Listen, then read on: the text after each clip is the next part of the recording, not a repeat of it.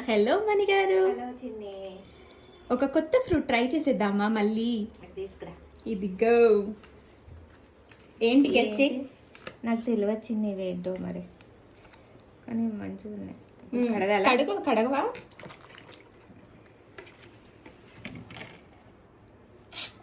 వీటిని బ్లూబెర్రీస్ అంటారు నాన్న.